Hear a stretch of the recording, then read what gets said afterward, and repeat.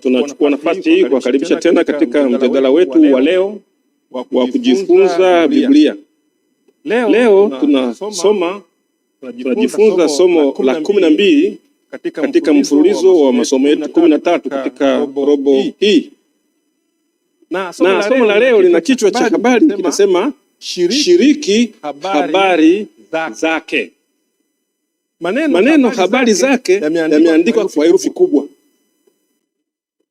Kwa Kiingereza inasema share him. Na hiyo him inaanza kwa capital letter H, herufi kubwa H. Manake huyu him au huyu ambaye tunashiriki habari zake ni mtu maalum. Na kwa kweli ni Yesu Kristo mwenyewe. Fungu la ukariri ambalo linapatikana katika kitabu cha Isaya linamhusu Yesu Kristo mwenyewe. Nabii Isaya ni nabii aliyeandika habari nyingi kuhusu Yesu kuliko nabii mwingine yeyote. Basi kwa utangulizi ni wakaribishe wenzangu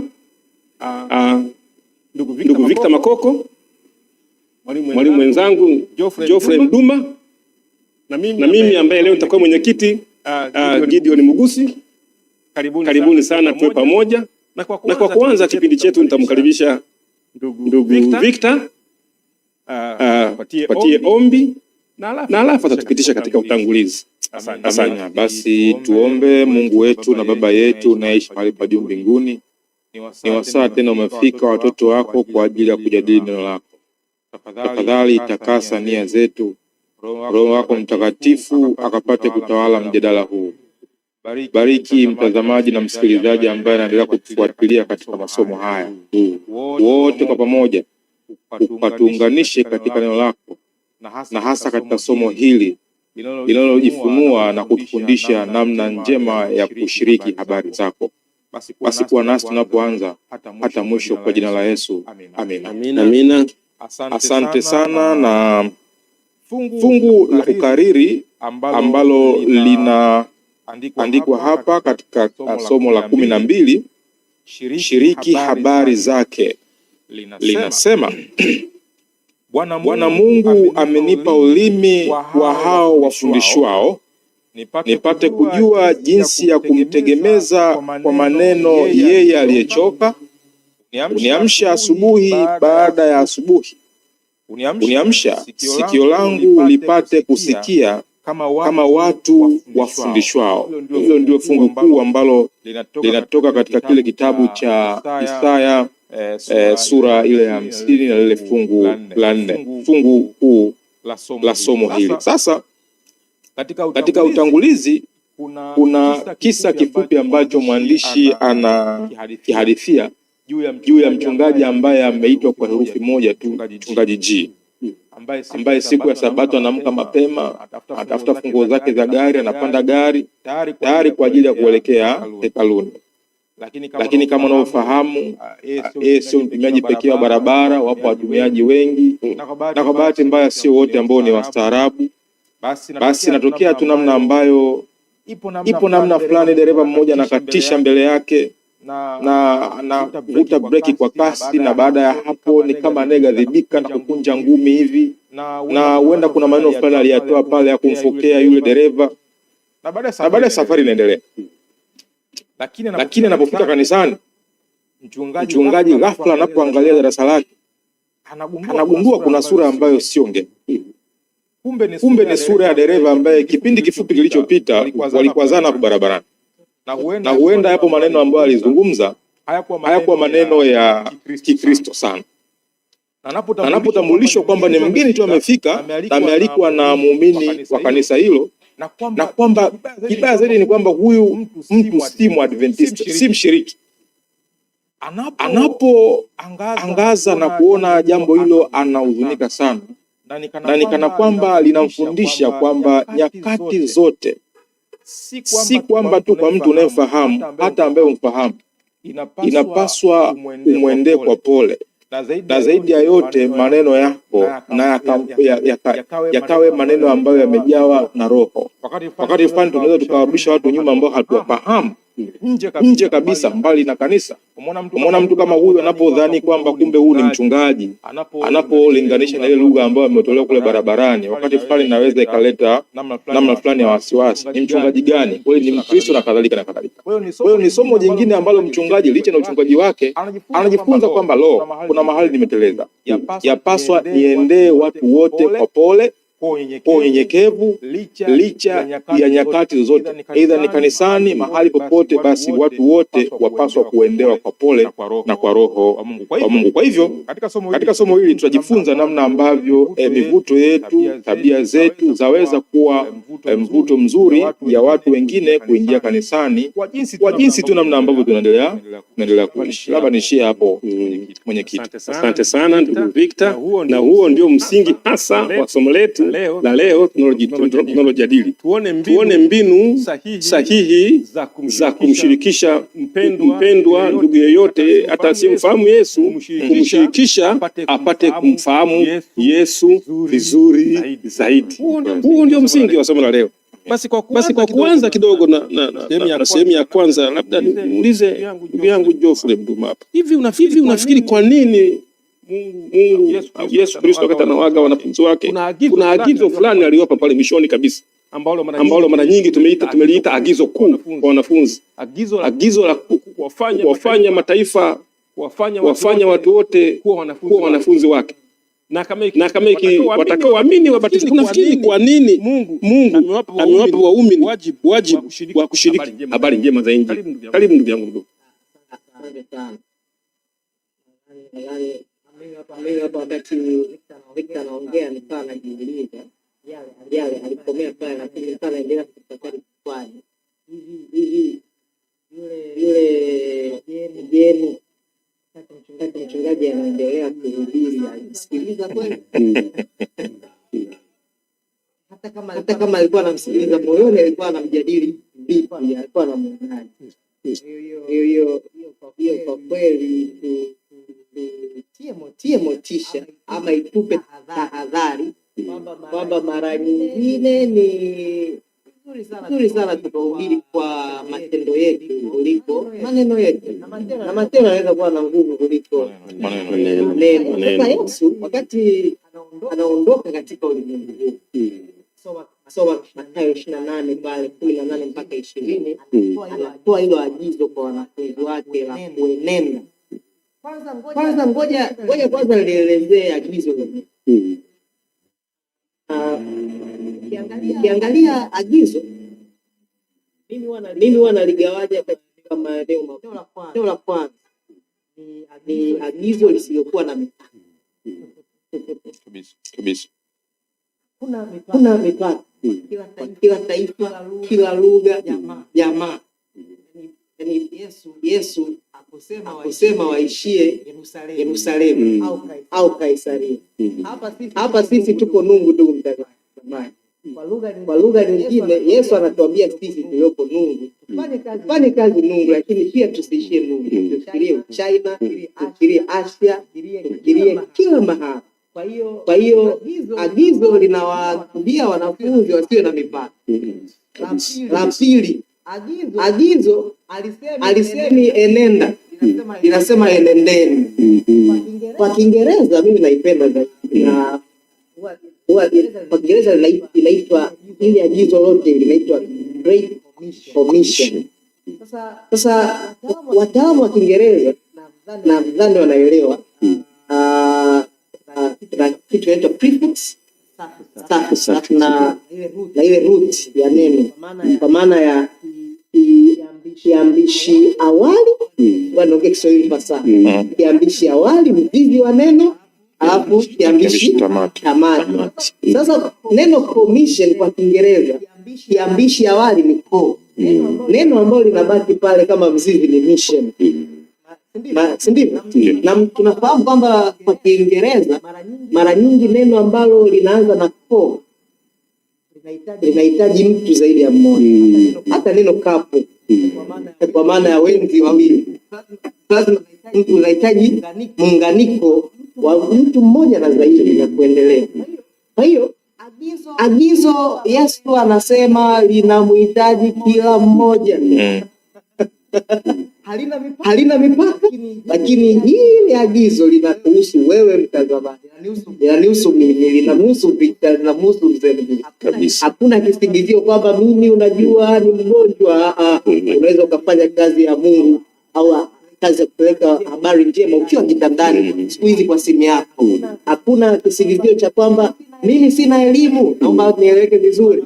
Wanafunzi hawa kina Petro na Yohana hawa Msemgusi hawakupita kwenye shule zile za Kiyahudi ambazo ziliwaandaa wale wataalamu wa dini, Mafarisayo na Masadukayo. Hawakupita, lakini bado walifanya kazi ya Mungu.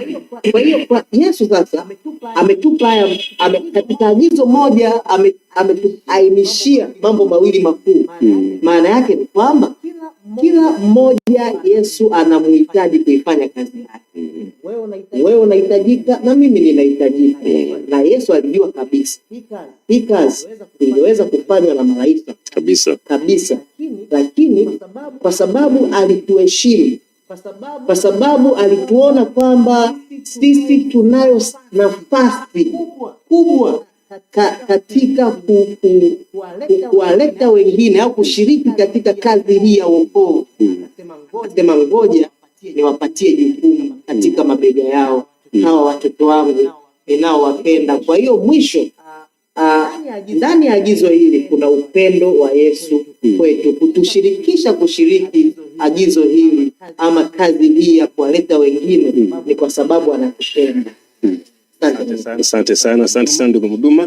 Na mimi ninagusa na jambo moja hapa, ndugu wasikilizaji na watazamaji, ya kwamba Mungu anapenda tushirikiane naye katika kazi ambayo angeweza akawatuma malaika wakaifanya vizuri tu, lakini anapenda yeye na mimi binafsi na zangu wote tushirikiane naye katika jambo kubwa kama hilo. Hebu niwape mfano kidogo. Mimi leo angepatikana mtoto wa rais akasema ndugu Mgusi, naomba tushirikiane kampuni hapa tufanye biashara fulani. Kwa kweli ningefurahi sana kujiunga naye. Sasa wacha mkuu wa nchi hata angekuwa mkuu wa mkoa tu wapendwa, mbali huko hata mkuu wa wilaya akimtoa mkuu wa wilaya akasema, bwana Mgusi, nasikia wewe ni mtaalamu wa kitu fulani, ningeomba tushirikiane kufanya kazi fulani, biashara fulani. Kwa kweli ningefurahi sana, na sidhani kama kuna wengi ambao wangekataa ofa kama hii. Ndugu yangu Victor, hebu zungumza kidogo kuhusu Great Commission. Kwa nini Yesu anataka tushiriki sisi wote? Asante. Umetoka kugusia jambo la msingi sana, kama ulivyosema ya kwamba Mungu angeweza kutumia njia mbalimbali kwa ajili ya utume huu, lakini ameamua kutushirikisha. Mungu anafahamu wazi ya kwamba pale ambapo tunashirikishwa tunakuwa sana kiimani. Yule mtu ambaye anatoka na kwenda kueleza habari za Yesu, kushiriki habari za Yesu, kimsingi hata kiroho ni mtu ambaye anakuwa kila siku, kwa sababu ndio maisha ambayo anaishi ili aweze kwenda kuambia na watu wengine. Kwa hivyo kwa ukazia tu hapo ni kwamba Mungu anatupenda, lakini pia anatushirikisha ili sisi kama watoto wake kila siku itopo leo basi tuangukie miguuni pake, aendelee kutukuza katika maisha haya kwa ajili ya maisha ya baadaye. Asante sana ndugu yangu Victor. Kwa kweli ndio faida ya kuwa mwalimu. Walimu katika nyanja zote. Mwalimu kabla hajaenda kufundisha kujifunza kwanza, na katika kujifunza elimu yake au uwezo wake wa kuelewa somo unaongezeka zaidi. Sisi ambao tumetumwa kazi hii tukiifanya kwa uaminifu, hata sisi tutanufaika sana. Sasa kazi tumeshaielewa, tumeshajua jukumu tuliopewa. Sasa ni mbinu gani, ndugu yangu Geoffrey, ni mbinu gani rahisi za kumshuhudia Mungu kwa wengine kama alivyokuwa akifanya Yesu mwenyewe? Mbinu ambazo hasitamkwaza huyo unayempelekea taarifa, mbinu ambazo zitakuwa za kirafiki kuliko ule mchungaji wetu katika mfano utangulizi ambaye alimkwaza mtu ambaye alipaswa kumfikisha ujumbe. Karibu ndugu Geoffrey. Nashukuru. Unajua, kwanza mimi huwa nasema inapokuja kwenye swala la Injili, mbinu ambazo zinatosha na zimekamilika na sisi tunapaswa kutumia ni mbinu alizotumia Yesu pekee. Mbinu gani? Unaona tu. Yaani hata kama hatufundishi, ukiangalia tu maisha ya Yesu, unaambiwa Yesu aliwahurumia. Kuona makutano akawahurumia. Kabisa. Utagundua kwamba Mzee Mgusi, tunaweza tukatumia mvuto wetu kuwavuta watu wengi zaidi, kama tutaamua kuwa watu ambao tunashiriki pamoja nao katika mambo na shughuli na matukio yao. Kwa hiyo Yesu alichangamana nao. Na sisi wakati mwingine inaweza kuwa tunaona kwamba sisi ni watu maalum sana, kwamba sisi watu pekee ambao tunaweza tukachangamana nao labda ni Wasabato wenzetu kwa sisi Waadventista, au tukasema twende mbali kidogo, Wakristo wenzetu, tunafanya urafiki na Wakristo wenzetu peke yao. Lakini vipi kuhusu ambao sio Wakristo ama sio wale ambao ni wapagani kabisa? Tuna uwezo wa kuchangamana nao. Naomba niende mbali. Wewe unaweza leo, kwa kweli watu wanajua wewe ni mtumishi wa Mungu, hata pombe hujawahi kuigusa. Unaweza siku ukajisahau ukaingia baa pale ili ukajue tu watu wa pale wana changamoto gani, ili kwa kadri ambavyo utajua utapenyeza habari zao. Kwa hiyo kwa ufupi, ni lazima tutumie mbinu za Yesu, tuwajali, tuwahurumie, tuwapatie huduma kama Yesu alifanya, aliwalisha mara nyingine. Lakini la mwisho na la muhimu, Yesu alichangamana nao, lazima tuchangamane nao. Tusemeje sasa kuhusu hili fungu ndugu yangu Victor, ambalo linasema jitengeni nao. Hivi kweli tujitenge nao kwa namna gani? Na je, tushirikiane nao vipi? Yesu alishirikiana nao. Mimi najua Yesu alishirikiana nao. Tena wakati mwingine wakasema, huyu jamaa mbona anakula na wadhambi? Mbona anatembea na wadhambi? Lakini kuna wakati watu tunapenda kutumia mafungu ambayo yanachanganya kidogo. Unasema Mungu amesema tujitenge nao. Karibu ndugu Victor, tufafanulie kidogo. Asante sana. Utume wa Yesu ilikuwa ni kuja kuokoa kile ambacho kimepotea. Na ni kama daktari aliyekuja kwa ajili ya wagonjwa. Sasa kama ni daktari umekuja kwa ajili ya wagonjwa alafu ukajiweka mbali na wagonjwa, sasa utamtibu nani? Kwa hivyo Kristo aliamua kwa kujua utume wake. Unajua lengo la Kristo kuchangamana na hawa watu, alikuwa na lengo moja kubwa tu, la kuokoa, la kuwahurumia. Si ndio? Kwa hivyo hata sisi leo anaposema kwamba tuchangamane nao, haina maana kwamba ya kujichanganya kwa maana tabia pia zifanane nao. Hapana, la. Lazima tuwe makini sana. Na hapa tuwe makini sana. Tunapaswa kuwa na lengo. Biblia ametuagiza kwamba tuwafanye mataifa kuwa wanafunzi wake. Si ndio? Kwa hivyo katika mambo yote tunapaswa kuwa makini na kwamba lengo letu iwe kwenda kuwashuhudia ili Yesu awaokoe. Kwa hivyo tunapokwenda kwao sasa, manake ni kwamba kama sisi wenyewe tabia zetu zimekuwa njema, zinamwakisi Kristo, hata pale ambapo tutachangamana nao, wao ndio watajifunza kutoka kwetu na wataokolewa kwa sababu ya maisha yetu, kuliko kukaa mbali. La, bado tunaishi duniani, tunaishi na watu bado. Kwa hivyo ni vyema sana tunapochangamana nao, tabia zetu, mivuto yetu, hapo ndipo itakuwa faida kwao. Wanapotutazama wanaona picha ya Kristo. Lengo letu liwe ni kuwafundisha na kuelekeza kwa Kristo. Tena kuwafundisha kwenyewe kuwe kwa unyenyekevu. Amina.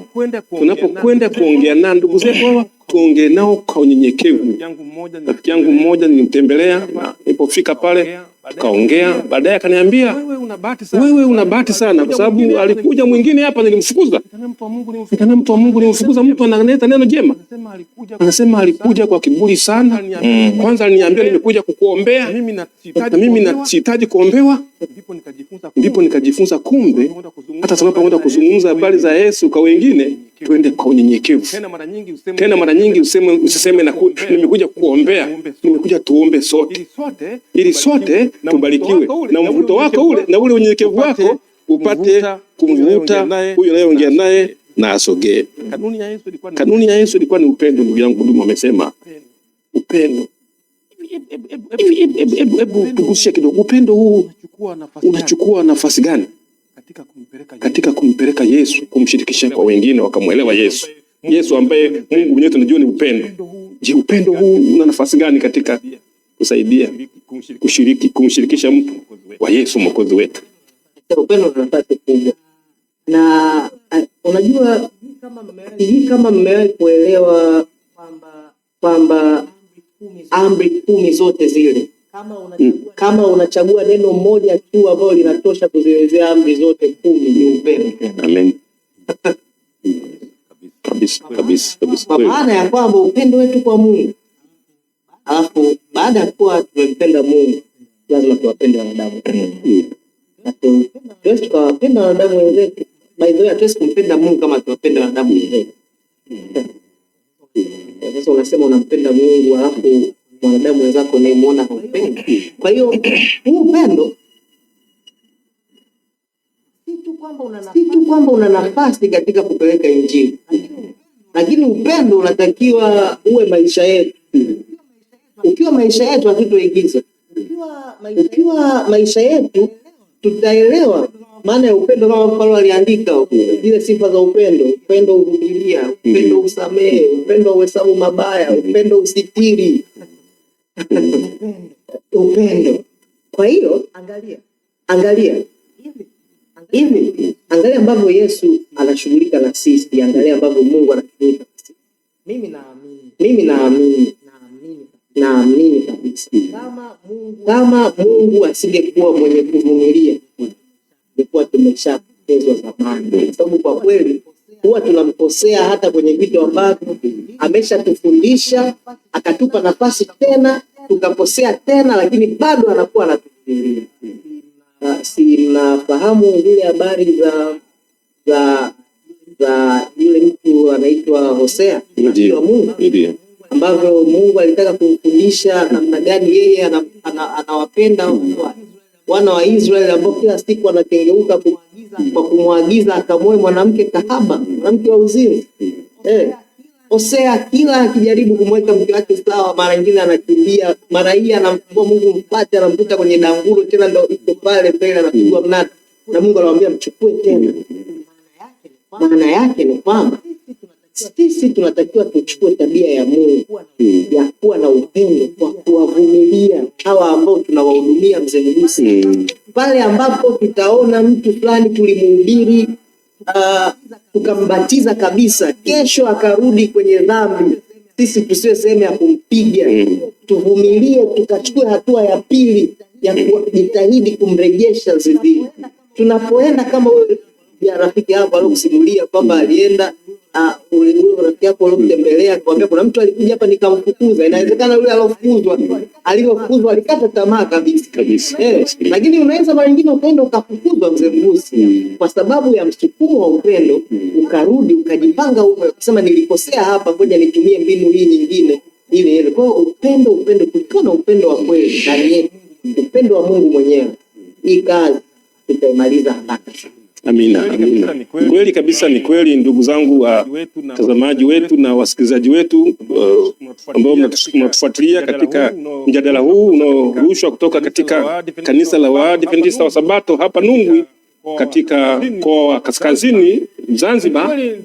Ukweli ndio huo ya kwamba upendo nimeutamka mara 3 ndio uwe msingi wa kumshuhudia Kristo. Watu wauone upendo katika maisha yetu, washuhudie upendo katika maisha yetu, sauti zetu za upendo, matendo yetu ya upendo, hata kutembea kwetu kwa upendo.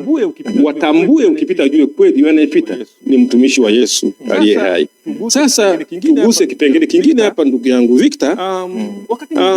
Wakati mwingine wazazi tunapata watoto na ni mzazi mcha Mungu, na unakusudia wanao pia wawe cha Mungu, wafuate njia sahihi, lakini inatokea wakati mwingine kwa juhudi zako zote zile mzazi amejitahidi, lakini anashangaa kwamba watoto wake au mmoja au kadhaa wanarudi nyuma, pamoja na kwamba walijifunza vizuri Yesu, walikuwa wanachama vyama vyote vya kanisa, lakini kwa namna moja au nyingine wanarudi nyuma. Mzazi wa namna hii au wazazi wa namna hii, ndugu yangu Victor, ungewapa ushauri wa aina gani? Asante. Kama ambavyo tumetoka kuzungumza hapo ya kwamba kanuni moja ya kushiriki habari za Yesu yapaswa tujawe na upendo. Kwa hivyo mzazi huyu ningeweza kumshauri ya kwamba jambo la kwanza, hebu asijilaumu kupita kiasi, kwa maana ya kwamba ni kweli yeye ni mzazi na anao wajibu wa kumlea mtoto katika njia ambayo inapasayo, lakini mwisho wa siku mzazi huyu anapaswa kutambua ya kwamba upo wakati ambapo mtoto huyu sasa ataanza kujitegemea na kufanya maamuzi yake mwenyewe, na katika hilo basi itokee awe mtoto mwema, kwa maana kuchagua yale yaliyo mema.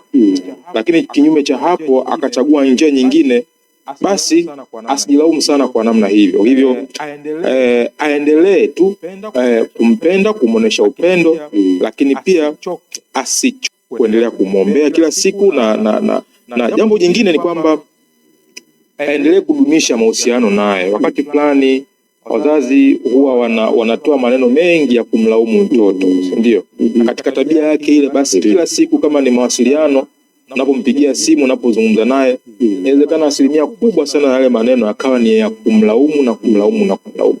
Haipaswi kuwa hivyo. Zaidi ya yote ni kuendelea kumtia moyo katika hali ambayo anayo. Zaidi ya yote mkabidhi Mungu huyu mtoto. Mungu alikupatia zawadi na imetokea ameasi, amekwenda kinyume. Kila siku utambue kwamba yule mtoto si mali yako, bali ni mali ya nani? Ni mali ya Mungu. Kwa hiyo katika mambo yote, hebu na mkabidhi Mungu mtoto huyu, aendelee kumwombea na Mungu ili Mungu aendelee kugusa moyo wake. Huenda ipo siku fulani, huenda ipo siku mtoto huyu akabadilika na akawa mtu mwingine tofauti kabisa. Kuna mifano mingi katika Biblia. Kina Sauli akina Paulo hawakuwa vile. Wakati fulani kwa kina Sauli huko nyuma walikuwa wauaji na kadhalika. Lakini pale tu Mungu alipogusa mioyo yao, kwa sababu kimsingi wokovu anahusika ni Mungu peke yake. Wewe mzazi unao wajibu kumwombea mtoto wako, lakini pale Mungu anapomgusa humgeuza kabisa tabia yake. Na huenda wakati fulani akawa mchungaji huko baadaye na akatoa ushuhuda kwamba wakati fulani aliwahi kuwa mtoto mtukutu asiyesikiliza wazazi. Kwa hivyo mzazi huyu hapaswi kukata tamaa. Zaidi ya yote aendelee kumwombea, na pale inapofaa amwalike kanisani na kadhalika. Lakini asiende kibinadamu, kwa maana ya kumhukumu, kumuona kwamba hafai, kumtenga na familia. La, hapaswi kuwa hivyo. Wakati fulani mzazi huyu pia anaweza akashirikisha hata wazee wa kanisa, marafiki zake ambao ni waumini wenzake, ili waweze kwenda kuongea na kuendelea kumsihi huyu mtoto ya kwamba huenda siku moja akarejea katika njia ambayo ni sahihi. Asante sana. Upendo unaendelea, upendo ndugu yangu Mduma. Una cha kuongeza ndugu yangu Mduma katika hili, labda mzazi ushiriki? Nataka naongea jambo ambalo wazazi wengi hawatolifurahia. Ndio kweli. Kwanza ni lazima kila mzazi ndio kwamba hao watoto sio wake. Hao watoto ni wa Mungu. Usitaka kudhibitisha hiyo, unaliona. Kama unasema ni wa kwako, unamsomesha mwenyewe, unamkuza. Mara nyingine usiku, unajua watoto wakiwa wachanga wale, amlali pale nyumbani, kanaanza kanatembea hapo, unasema ni wa kwako. Akishafika umri pale, anakuja lijamaa tu, hili limetokea wapi, linakuja pale linamchumbia, linatoa mahari, unamkabidhi, anaondoka naye. Wao je kumjua. Sasa hii inatosha isa wake up call kwamba hawa sisi ni Mungu anatukabidhi kwa muda fulani, tusaidiane naye katika malezi. Hawa watoto ni wa Mungu. Kwa hiyo dhana ya kwanza wazazi kama tunayo katika vitu vyetu. Kwa hiyo hapa Mungu anachokiita, anaita ile co-parenting.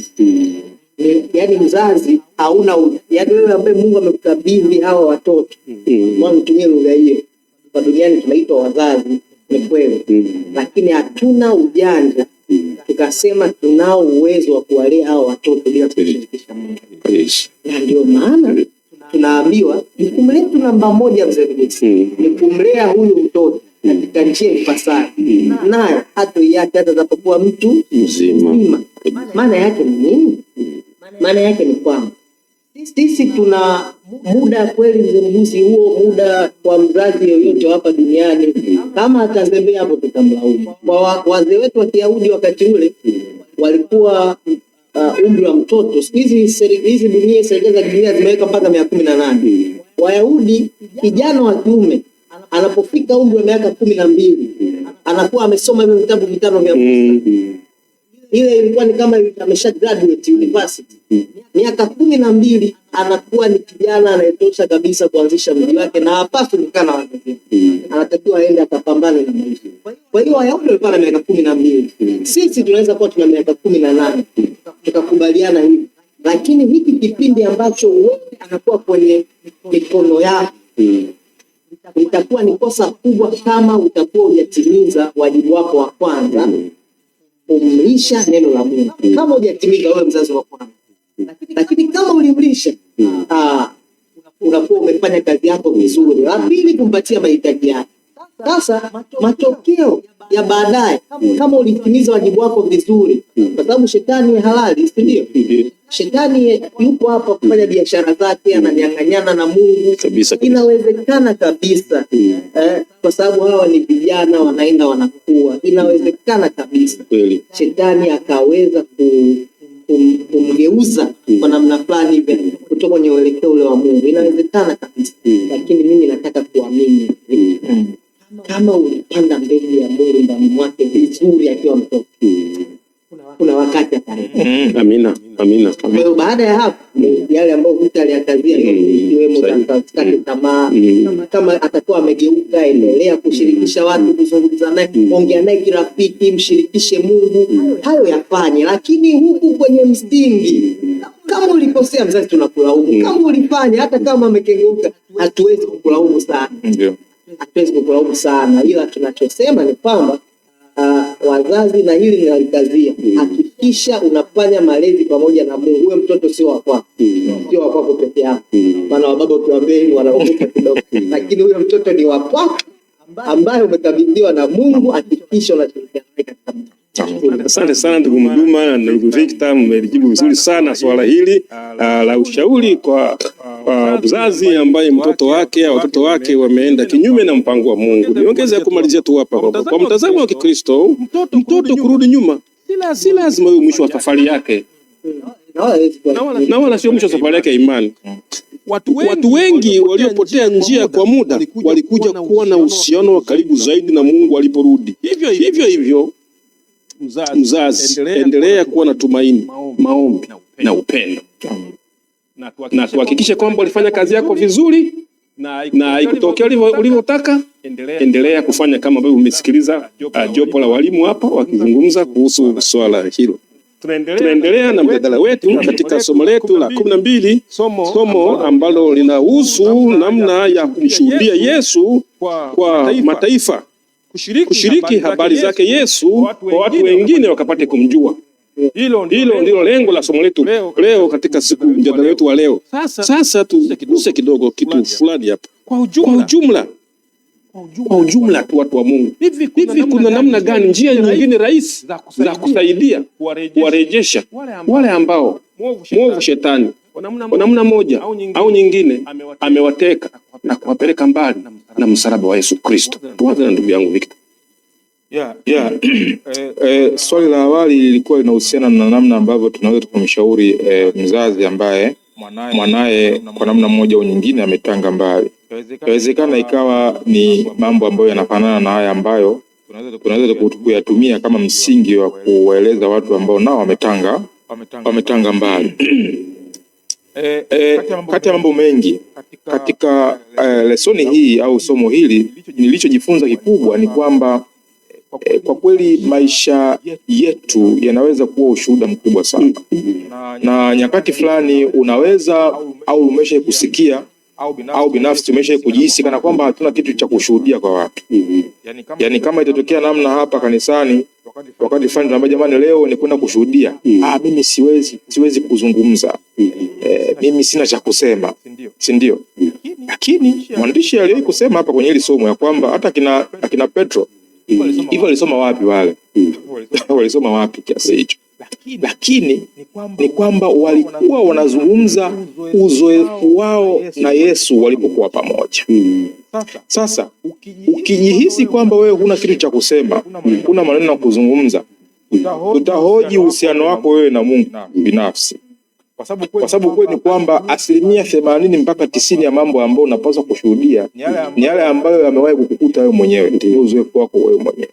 Kwa hivyo si kweli kwamba mtu unaweza kukosa kitu cha kuzungumza unless huje kutendea chochote na Mungu. Atakushangaa sana. Kwa hivyo msingi wa kutoa ushuhuda au ushuhudiaji ni maisha yako binafsi. Mungu aliyekutendea nini? Na unaposoma neno lake unapata kitu gani? Yote hayo ukiyaweka katika mtiririko mzuri, unayo mengi sana ya kwenda kuwaambia wengine, na hakuna ushuhuda unaogusa kwa mtu mwingine kama ule ushuhuda ambao wewe mwenyewe uliwahi kupitia uzoefu wake. Kwa hivyo kwenda kwenye swali ambalo umeniuliza ya jinsi ya kuwarejesha watu ambao wametanga mbali, ni kuambia habari za Yesu kupitia uzoefu wako wewe mwenyewe.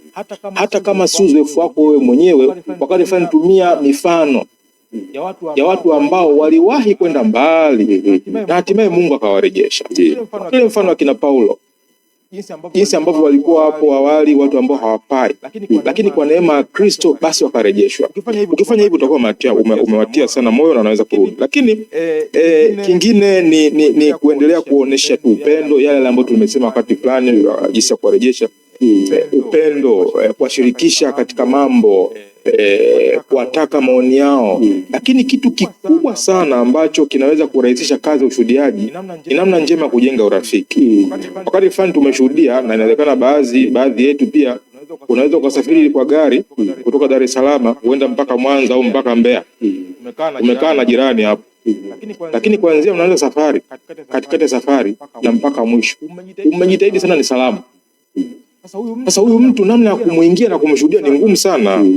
Lakini kama utaanzisha mazungumzo ya kirafiki, si ndio? Uzoefu wako, kamuuliza ile maswali chokozi, jamaa, halo ndugu yangu, unafahamu nini kuhusu Mungu? Unajua, unaweza ukafungua milango kwa huyu mtu kutaka kusikiliza, si ndio? Na uwe makini na Mungu akupatie hekima, kwa sababu wakati fulani uwezo ukaminika haraka. Lakini msingi wa hoja yangu ni kwamba wapaswa kutengeneza urafiki na watu kwa kadri unavyoweza. Huwezi ukamshuhudia mtu ambaye ametanga mbali kama huna mahusiano mazuri naye, huna ukaribu naye. Wakati fulani ufahamu hata mahitaji yake. Yesu alijali mahitaji hata ya watu. Ilikuwa ni rahisi kwa Yesu kushuhudia na kuambia watu habari njema, na kundi la watu wengi walikuwa kimfuata, kwa sababu kwanza alikuwa anajenga mahusiano nao, kwa maana kufahamu mahitaji yao. Wagonjwa waliponywa, wenye njaa walishiba, si ndio? Kwa hiyo mambo kama hayo yanatufanya tuweze kuwa na mahusiano mazuri, ili tufungue milango sasa ya kuambia habari za Yesu. Hata unapozungumza jambo wanaweza kuelewa, kwa sababu mko pamoja katika shida zao, mko pamoja katika raha zao, si ndio? Kwa hivyo yuatega sikio, kwa maana wewe ni mwenzake, si ndio? Kwa kufanya hivyo utavuta watu wengi sana, na wala hakuna haja kutumia nguvu kubwa, mzee Ngusi, kabisa. Mr. Geoffrey, miongoni mwa wale watu ambao unaishi nao, unavyokutazama, unavyoishi, si ndio? Unavyowasalimia kwa tabasamu, si ndio? Unavyohudumia pale ofisini kwako, unaona inajenga imani kubwa. Hata siku moja lakini unafahamu habari za Yesu, kumbe unaamini Yesu. Ndio maana huyu Bwana ni tofauti na watu wengine. Kwa hiyo ni somo kwamba maisha yetu yapate kuwa somo. Watu wanapotuangalia tuwe barua ya wazi kwao, na wapate kujifunza kwetu. Ni njia rahisi mno ya kuwarejesha watu. Asante sana. Asante kabisa. Hiyo nikumbusha kipindi fulani vijana wangu walipotoka shule, akanishuhudia kwamba kuna rafiki yake ambaye alisema, ningetamani kuwa na baba kama baba yako. Yaani mimi nilifarijika sana kusikia maneno. Sijui aliona nini huyo rafiki yake kijana wangu, lakini alisema ningetamani kuwa, lingekuwa ombi langu kama kila mzazi angekuwa na mvuto wa namna hiyo, na kazi ya ushuhudiaji ilikuwa nyepesi. Ushuhudiaji unaozungumza huu, ndugu zetu watazamaji na wasikilizaji, inatokana na neno shahidi. Shahidi katika mahakama hata za dunia hizi ni mtu ambaye ameonja au ameona au alishuhudia au alikuwepo au alihusika. Ndugu zangu, kwa hiyo unapokuwa umemfahamu Yesu, hicho kidogo unachokifahamu inatosha kabisa kumbadilisha mwenzio. Amina. Yule mama aliyeongea na Yesu pale kisimani, baada ya kuambiwa unabii kumhusu yeye, alielewa kidogo, lakini alienda katika kijiji kile ana ujumbe mmoja, nimemuona nabii. Hakujua zaidi, na fundisho lake tunaona kwamba kijiji kizima kilibadilika. Hebu jazia kidogo ndugu hapa kuhusu mvuto kidogo, kuhusu mvuto ulivyokuwa na nafasi kubwa katika kuwaleta watu kwa Yesu. Moja ya jambo ambalo wengi hawalijui,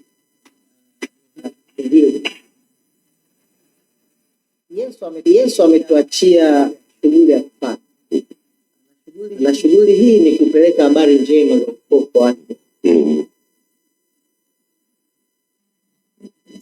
Sasa kama unataka kuongelea biashara au unataka kuongelea kazi ya kufanya, hii ndio biashara na kazi ya Mungu. Hiyo ni pamoja.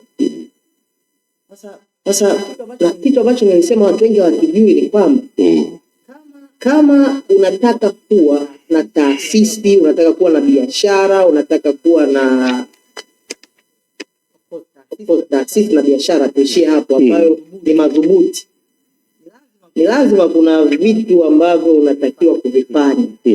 Na unajua, ili ujenge kwenye kundi la watu, ukitaka uwahusianishe watu wafanye kazi vizuri, kitu cha kwanza na cha msingi ni lazima uimarishe eneo la mahusiano. Wewe kama kiongozi, kwa mfano, unajenga mahusiano gani na watu unaowaongoza? Lakini wale watu ambao wanaongozwa wao wenyewe wanahusiana vipi? Ina umuhimu mkubwa sana. Sasa hapa sisi na Mungu tunaweza kuwa tumeshajenga mahusiano naye kama mkuu wa kazi. Sisi na wanadamu wenzetu tunahusiana vipi? Hapo ndo kuna kipengele kigumu kidogo. Kuna statement ya Mama Ellen G. White tunataka nisome. Anasema katika kitabu cha Christ's Object Lesson, haidhuru uwe na taaluma gani, hakuna mtu mwenye upendo safi kwa Mungu isipokuwa ana upendo usio na ubinafsi kwa ndugu yake. Maana yake ni kwamba kabla hujaenda kuhubiri kwa mtu yule mtu unaweza ukamhubiria kwanza kwa matendo yako na vile ambavyo unamfanya ajisikie. Yaani mimi na uhakika kabisa watu wote hapa duniani hawatokujali kile unachokisema Mzee Mgusi mpaka wajue wewe unawajali wao. Watu wote tuna hiyo huko. Kwa hiyo sisi ni lazima kwenye eneo letu la, kama tunataka kuwa watu ambao tuna mvuto kwa wengine, kama wanafunzi wa Kristo, kama wajumbe wa Mungu, ni lazima tuhakikishe tunakuwa watu wema kwa wenzetu. Ni lazima tuhakikishe tunakuwa watu ambao ni mfano wa kuigwa kwa wengine.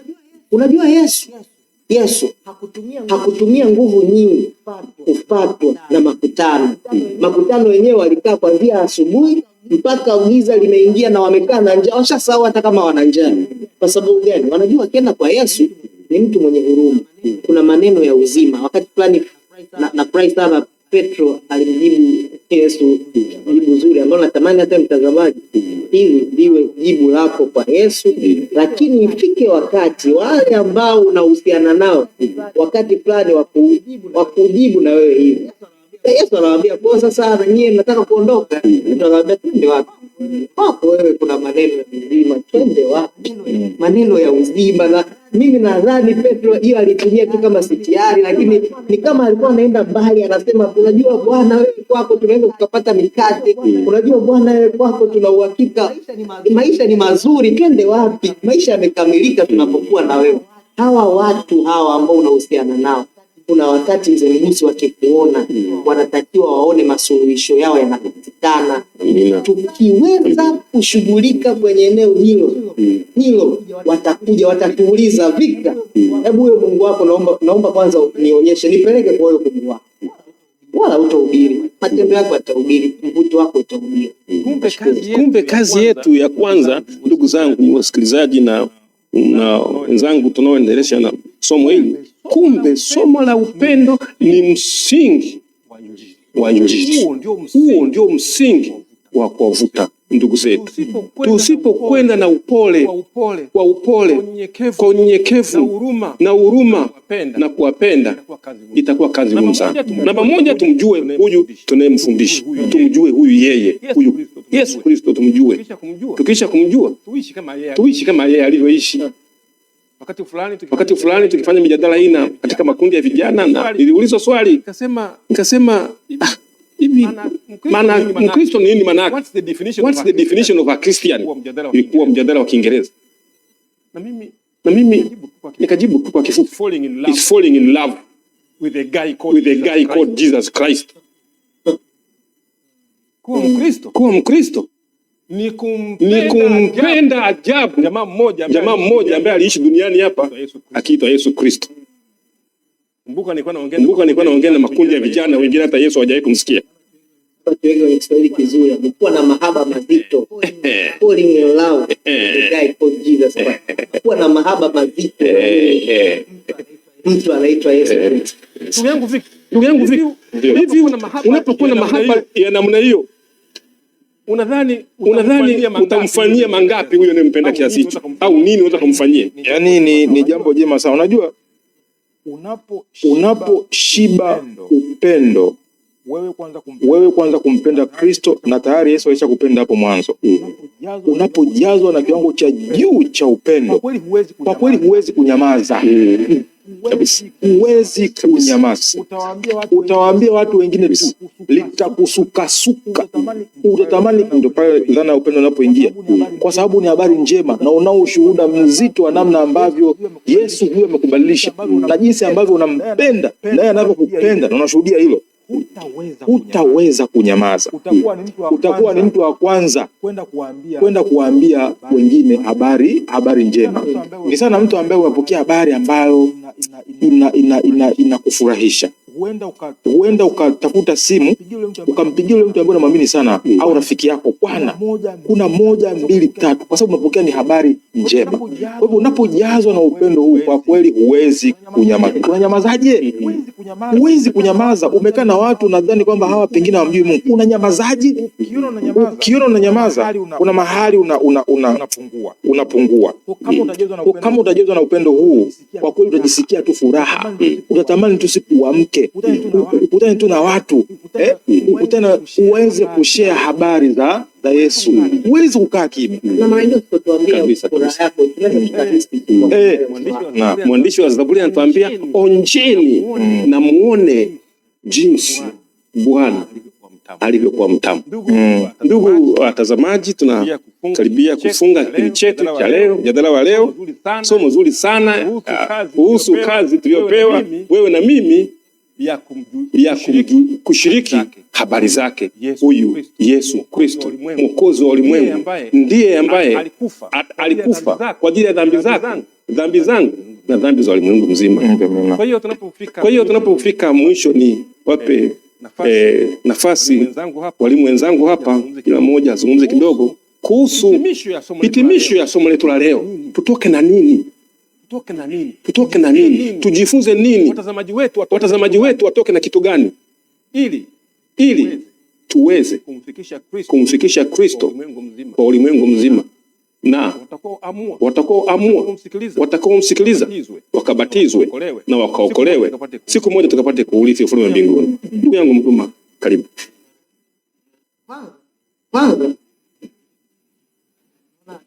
Ona kila kitu kilichoongea kinapaswa kuwa hitimisho. Lakini ngoja nirudi kwenye Mathayo 28:18 agizo kuu au Great Commission. Unakumbuka tulisema kwamba hakuna mtu yote anayetakiwa kuwa na excuse. Hii kazi sio tu mtu yeyote pasipo na excuse. Pia utakuwa ni mtu wa ajabu sana utapokuja kusema mzunguzi, hii kazi wewe ni ya kwako. Hii kazi haina hakimiliki. Yani isitokee mtu akaona kwamba wewe unaweza wewe kufanya kazi ya Mungu wewe mwenyewe, kwamba wewe unatosha, wewe ndio una kila kitu, wewe umepewa, wewe ndio una jukumu zito kwenye mabega. Yani la kwanza nimesema mtu yote asiwe na excuse, kwa sababu inawahitaji watu wote. Lakini la pili pia na sisi tunatakiwa tuwe na tahadhari hii ya kwamba tutaki kuihozi hii kazi rahisi, sisi ndio ya kwetu sana. Yani kwa lugha nyingine Yesu ametuita kwanza sisi kuwa wanafunzi. Tukishakuwa wanafunzi tufanye wanafunzi, na wanafunzi wafanye wanafunzi, na wanafunzi wafanye wanafunzi, hivyo mpaka siku Yesu atakaporudi. Kwa nini? Hapa nataka niwape tahadhari hata sisi ambao ni viongozi. Mimi ni mtu wa kanisa, kwa naweza nikaongea kwa niaba ya viongozi wenzangu. Mara nyingine sisi ambao ni viongozi tunaongoza watu wa Mungu, huwa tunaamini labda sisi tuna wajibu mkubwa kuliko wengine, na tukawa tunawazuia wao kushiriki hizi habari. Sio kweli. Mimi nikisoma Biblia yangu vizuri kabisa, kana mishonari wa kwanza, narudia tena, mishonari wa kwanza, ukisoma habari za umishonari kwenye Biblia, kuna huyo alikuwa wa kwanza anaitwa Abraham. Anatoka kwenye nchi ile ya ilikuwa ni Uru wa Kaldai. Mungu anamwambia toka, nenda sehemu asiyoijua. Huyo alikuwa ni mishonari wa kwanza kwenye Biblia. Anatoka huyu mtu msembusi, huyu mtu hakuwa mchungaji, hakuwa mwinjilisti, hakuwa mzee wa kanisa, hakuwa shemasi, kwa mtu tu kwa biashara, mifugo mingi. Kwa anatoka kwa nyumba babake, alikuwa ni mtu tu wa kawaida, hakuwa na status yoyote. Sio, lakini Mungu aliweka mabegani mwake jukumu kubwa la ukimishonari na kupeleka habari zake kwa mataifa. Sawa. Kuna mtu mmoja anaitwa Esther. Huyu bwana alikuwa mwinjilisti, alikuwa mishonari, alikuwa ni mdada tu mrembo fulani ambaye alipambania mashindano ya ulimwende wanasema, na Mungu akamuingiza ikulu, lakini akatumika kuleta wokovu mkubwa kwa ndugu zake wakati ule na wengine wengi. Kwa hiyo hii kazi hii inatuhitaji wote, asiwepo mtu wa kuihoji. Lakini wewe utakapopokea hiki kijiti, wafanye wengine kuwa wanafunzi, wanaopokea nao wafanye wengine kuwa wanafunzi, na hatimaye wote tukakutane mbinguni sisi pamoja na wale ambao tunahubiria. Amina. Asante sana ndugu yangu Victor. Ufupi sana anasema kwa maana jinsi Mungu aliupenda ulimwengu hata akamtoa mwanawe pekee, ili kila amwaminie asifanye nini? Asipotee. Upendo wa Mungu ni kwa kila mtu, kwa kila mtu. Mungu anataka kila mtu aufikirie wokovu. Na hata sisi pia tunapoambia wengine habari za Yesu, tusukumwe na upendo. Zaidi ya yote tu watu wa maombi sana. Sisi wenyewe tuendelee kujifunza kila siku ili kuendelea kufunuliwa njozi mpya kila siku. Tuendelee kupata uzoefu mpya kila siku, ili tusiishiwe na maneno basi ya kusema kwa watu ambao tunafanya nini? Tunawafuata. Kwa kufanya hivyo, nao pia watakuwa wanafunzi, siku moja watakuwa walimu, na wataweta wanafunzi wengine kila siku, na hatimaye dunia hii nzima kwa neema ya Mungu, siku moja Yesu anapokuja, kundi kubwa la watu wataokolewa, kwa sababu tumeshirikishwa katika swala zima la mchakato wa wokovu. Asante sana wanajopo, walimu wenzangu, kwa mjadala mzuri ambao tumeuendesha leo, ambao ulijengwa katika kupeleka habari njema kwa ulimwengu mzima. Na napenda kumalizia kipengele hiki kwa kusoma hapa katika kitabu cha Mathayo, ni sura 28 ambayo tumeizungumza sana, ule mstari wa 19 mwisho kabisa pale. Anasema mwisho kabisa, anasema ni mstari wa 20, na kuwafundisha kuyashika yote niliyowaamuru ninyi, na tazama mimi nipo pamoja nanyi siku zote hata ukamilifu wa dahari. Kumbe tunapofanya kazi hii muhimu kabisa ya kumshuhudia Kristo kwa ulimwengu mzima, yeye mwenyewe ametuhakikishia kwamba hatatuacha, atakuwa na sisi mahala pote. Ndugu zangu watazamaji na wale mnaotufuatilia katika mitandao ya kijamii, katika kipindi hiki kutokea hapa kanisa la Waadventista wa Sabato Nungwi Zanzibar, napenda tutoke na neno hilo kwamba katika juhudi zetu, katika nguvu tunayopewa kufanya kazi hii ya kumzungumza Yesu vizuri kwa wengine, Yesu mwenyewe hatatuacha. Tuendelee kumzungumza Yesu vizuri kwa lugha ya vijana, tuendelee kumpigia debe Yesu Kristo huyu, tukijua kwamba Yesu mwenyewe yuko pamoja nasi. Asante sana ndugu wasikilizaji kuwa nasi katika somo hili, na tunapofikia mwisho tambue kwamba mwisho wa somo la leo ni mwanzo wa somo lijao, ambalo litakuwa somo la 13 linazungumzia milele. Kuna raha kama hiyo.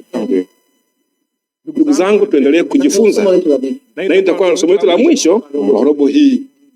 Basi tunapokwenda kufunga kipindi chetu, muombe ndugu yangu Geoffrey Mduma hapa atukabidhi mikononi mwa Baba. Ombe. Haleluya. Bwana, asante kwa sababu wewe ni mwema. Asante kwa sababu wewe una upendo mkubwa, tena ule wa ajabu, ambao sisi kila tukiutazama tunaona tunao wajibu wa kuakisi upendo huo, tukauchukua na kuupeleka tena kwa wanadamu wenzetu, kwa kadri ambavyo watakuwa wanahisi huo upendo. Bwana, wakuone wewe kupitia sisi wanadamu ambao ni dhaifu. Basi tunakusihi yale ambayo tumejifunza leo, hasa katika kushiriki habari hizi njema ziletazo wokovu kwa wanadamu wenzetu, ukatupatie maarifa, ukatupatie hekima sisi pamoja na watazamaji wetu, ili kuweza kushiriki habari hizi sawasawa na wewe mwenyewe Kristo ulivyokusudia. Amina. Tunashukuru kwa sababu umeahidi kwamba utakuwa nasi hata ukamilifu wa dahari. Sasa kwa kuwa tuna uhakika wa kwamba utakuwa pamoja nasi na hatuna upweke, Bwana, tunaahidi kwamba tutashirikiana pamoja nawe katika kuifanya kazi hii. Tupe nguvu katika jina lako tunaomba na kuamini. Amen. Amina. Asante sana. Amina. Asante sana. Asante, barikiwe sana. Amen. Asante sana.